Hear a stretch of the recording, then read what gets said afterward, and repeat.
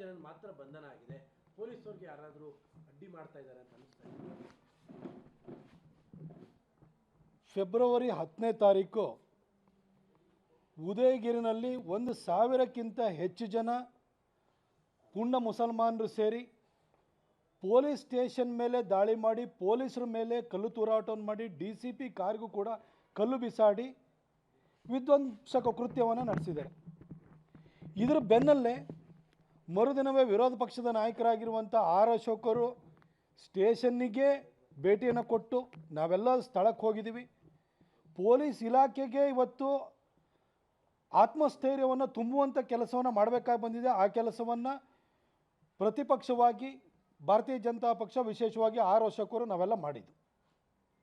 ಈ ಘಟನೆ ನಡೆದು 2-3 ದಿನ ಆದ ನಂತರ ಸ್ಥಳಕ್ಕೆ ಭೇಟಿ ಕೊಟ್ಟಂಥ ಜಿ ಪರಮೇಶ್ವರ್ ಅವರು ಪೊಲೀಸ್ ಇಲಾಖೆಯನ್ನೇ ದಾಳಿಯ ಕೇಂದ್ರವನ್ನಾಗಿ ಮಾಡಿಕೊಂಡಂತಹ ಪುಂಡ್ರ ವಿರುದ್ಧ ಕಠಿಣವಾದಂಥ ಕ್ರಮವನ್ನು ಕೈಗೊಳ್ಳಿ, ಎಲ್ಲರನ್ನ ಹೆಕ್ಕಿ ತೆಗೆದು ಅವ್ರನ್ನ ಅರೆಸ್ಟ್ ಮಾಡಿ ಅಂತೇಳಿ ನಿರ್ದೇಶನ ಕೊಡಲಿಕ್ಕೆ ಬಂದಿದ್ದಾರೆ ಅಂತ ನಾವು ಭಾವಿಸಿದರೆ, ಆದರೆ ಪರಮೇಶ್ವರ್ ಅವರು ಪೊಲೀಸರು ಇನಿಷಿಯಲಾಗಿ 16 ಜನ ಬಂಧಿಸಿದರೆ ಅದ ನಂತರ ಯಾರನ್ನೂ ಬಂಧಿಸಬೇಡಿ ಅಂತ ಹೇಳಿ ನಿರ್ದೇಶನ ಕೊಡಲಿಕ್ಕೆ ಬಂದಿದ್ದಾರೆ ಅನ್ನೋದು ನಮಗಿವತ್ತು 10 ದಿನಗಳ ಆದ ನಂತರ ನಮಗೆ ಸ್ಪಷ್ಟವಾಗ್ತಾ ಇದೆ.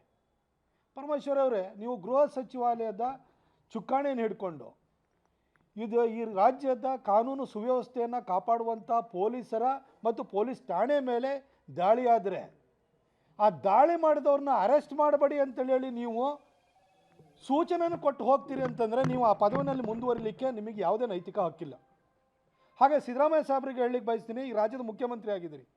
ನೀವು ಹಿಂದೆ ಮುಖ್ಯಮಂತ್ರಿ ಆದಾಗಲೂ ಕೂಡ ಮಲ್ಲಿಕಾರ್ಜುನ ಬಂಡೆ ಇರ್ಬೋದು, PSI ಜಗದೀಶ್ ಇರ್ಬೋದು, ಅಥವಾ MK ಗಣಪತಿ ಇರ್ಬೋದು, ಈ ರೀತಿ ಪೊಲೀಸ್ ಅಧಿಕಾರಿಗಳೇ ಅನುಮಾನಾಸ್ಪದವಾಗಿ ಸಾವನ್ನಪ್ಪಿದ್ದು, ಕೊಲೆ ಆಗಿದ್ದನ್ನು ನಾವು ನೋಡಿದ್ದೀವಿ. ನಿಮ್ಮ ಮೂಗಿನ ಕೆಳಗಡೆ ಮೈಸೂರಿದೆ. ಇಲ್ಲಿ ಮದುವೆಗೆ, ಮುಂಜಿಗೆ, ಬೀಗ್ರೂಟಕ್ಕೆ, ಬಾಡೂಟಕ್ಕೆ ಎಲ್ಲ ಬರ್ತೀರಿ ನೀವು. ಮೈಸೂರಿನಲ್ಲಿ ಇಂತಹ ಒಂದು ಪೊಲೀಸ್ ಇಲಾಖೆ ಮೇಲೆ ದಾಳಿ ಮಾಡುವಂಥ ಕೆಲಸ, ಒಂದು ಕೃತ್ಯ ನಡೆದ್ರೂ ಕೂಡ ನೀವು ಯಾಕೆ ಯಾರನ್ನೂ ಅರೆಸ್ಟ್ ಮಾಡಿಸ್ತಿಲ್ಲ? 1,000ಕ್ಕಿಂತ ಹೆಚ್ಚು ಜನ ಅವತ್ತು ಅಲ್ಲಿ ಸೇರಿದ್ದಾರೆ ಅನ್ನೋದನ್ನು CCTV ಫುಟೇಜಲ್ಲಿ ಸಿಕ್ಕಿದೆ. ಅದು ವಿಡಿಯೋಸ್ಗಳಿದೆ, ಮಾಧ್ಯಮದವರು ಮಾಡಿರೋಂಥ ವಿಡಿಯೋಸ್ ಇದೆ. ಪೊಲೀಸ್ ಇಲಾಖೆಯವರು ಸ್ಪಷ್ಟವಾಗಿ ಕಮಿಷನರ್ಗೂ ಮತ್ತು DCP ಅವರು ನಮಗೆ ಭರವಸೆಯನ್ನು ಕೊಟ್ಟಿದ್ದರು. ಆ ರಸ್ತೆಯಲ್ಲಿ ಆ ಸುತ್ತಮುತ್ತ ಬರುವಂಥ ಯಾವುದೇ CCTV ಕ್ಯಾಮ್ರಾಗಳು ಅಂಗಡಿ ಮುಂಗಟ್ಟಲ್ಲಿರ್ಬೋದು, ಯಾವ ಮನೆಯಲ್ಲಿರ್ಬೋದು, ಎಲ್ಲದನ್ನು ತೆಗೆದು ನಾವು ಯಾರನ್ನು ಕೃತ್ಯದಲ್ಲಿ ಭಾಗಿಯಾಗಿದ್ದಾರನ್ನ ಪತ್ತೆ ಹಚ್ಚುತ್ತೀವಿ ಅಂತ ಭರವಸೆಯನ್ನು ಕೊಟ್ಟಿದ್ದರು ಆರ್ ಅಶೋಕ್ ಅವರ ಮುಂದೆ. 16 ಜನ ಇನಿಷಿಯಲಾಗಿ ಅರೆಸ್ಟ್ ಮಾಡಿದ ನಂತರ ಯಾಕೆ ಯಾರನ್ನ ಅರೆಸ್ಟ್ ಮಾಡ್ತಿಲ್ಲ? 1,000ಕ್ಕಿಂತ ಜಾಸ್ತಿ ಜನ ಬಂದಿದ್ದಾರಲ್ಲ, DCP ಕಾರ್ ಮೇಲೆ ಕಲ್ಲು ಹೊಡೆದಿದ್ದಾರಲ್ಲ, ಅವ್ರನ್ನ ಯಾಕೆ ಅರೆಸ್ಟ್ ಮಾಡ್ತಿಲ್ಲ? ಯಾಕೆ ಅರೆಸ್ಟ್ ಮಾಡ್ತಿಲ್ಲ ಅಂದರೆ ಮುಸಲ್ಮಾನರನ್ನು ಓಲೈಸುವಂಥದ್ದು ಈ ಸರ್ಕಾರದ ಒನ್ಲೈನ್ ಅಜೆಂಡಾ ಆಗಿದೆ. ಭಾಳ ದುರ್ದೈವದ ಸಂಗತಿ ಅಂತಂದರೆ, ಗೃಹ ಸಚಿವರಾಗಿರುವಂಥ ಜಿ ಪರಮೇಶ್ವರ್ ಅವರು ಬಂದು ಅರೆಸ್ಟ್ ಮಾಡಬೇಡಿ ಅಂತೇಳಿ ನಿರ್ದೇಶನ ಕೊಟ್ಟು ಹೋಗುವಂತಹ ಸ್ಥಿತಿಗೆ ಈ ರಾಜ್ಯದ ಕಾನೂನು ಸುವ್ಯವಸ್ಥೆ ಇವತ್ತು ಹೊರಟೋಗಿದೆ. ಆ ಮುಲ್ಲ ಪ್ರೊವೊಕೇಟಿವ್ ಸ್ಪೀಚ್ ಕೊಟ್ಟಿದ್ದಾನೆ. ಅಲ್ಲಿ ಒಂದು ಮೊಬೈಲ್ ಸ್ಪೀಕರ್ನ ತಗೊಂಬಂದು ಸ್ಪೀಚ್ ಮಾಡ್ತಾ ಇದ್ದಾನೆ. ಏನಲ್ಲಿ ಅದಕ್ಕೆ ಆ ಕೃತ್ಯದಲ್ಲಿ ಭಾಗಿಯಾಗಿರೋ ಒಂದು ಪೋಸ್ಟಿಂಗನ್ನು ಮಾಡಿರೋಂಥ ವ್ಯಕ್ತಿಗೆ ಏನು ಗಲ್ಲು ಶಿಕ್ಷೆಯನ್ನು ಕೊಡಬೇಕು, ಅವನು ಕೊಲೆ ಮಾಡಬೇಕು, ಅವನು ಹತ್ಯೆ ಮಾಡಬೇಕು ಅಂತ ಹೇಳ್ತಾನೆ. ಆ ಮುಲ್ಲನ್ನು ಯಾಕೆ ನೀವು ಕೈಲಿ ಅರೆಸ್ಟ್ ಮಾಡೋಕ್ಕಾಗ್ತಿಲ್ಲ? ವಿಡಿಯೋ ಇದೆ ನಿಮ್ಮ ಹತ್ರ, ಸೋಷಿಯಲ್ ಮೀಡಿಯಾದಲ್ಲಿ ಪೋಸ್ಟ್ ಮಾಡಿದ್ದಾರೆ, ಹಾಗೆ ಮಾಧ್ಯಮಗಳಲ್ಲಿ ಅದನ್ನು ಪೋಸ್ಟ್ ಮಾಡಿದ್ದಾರೆ. ಇವತ್ತರೆಗೂ ಮುಲ್ಲನ್ನು ಯಾಕೆ ಅರೆಸ್ಟ್ ಮಾಡೋಕ್ಕಾಗಿಲ್ಲ? ಯಾಕೆ ಸಿದ್ದರಾಮಯ್ಯನವರೇ ಮುಲ್ಲನ್ನು ಅರೆಸ್ಟ್ ಮಾಡೋದಕ್ಕೆ ನಿಮಗೇನು ನಡುಕ ಬರುತ್ತಾ ನಿಮಗೆ? ಯಾಕೆ ಮುಲ್ಲನ್ನು ಅರೆಸ್ಟ್ ಮಾಡಿಲ್ಲ? ಒಂದು ಪೋಸ್ಟ್ ಮಾಡಿದ್ದಷ್ಟೇ.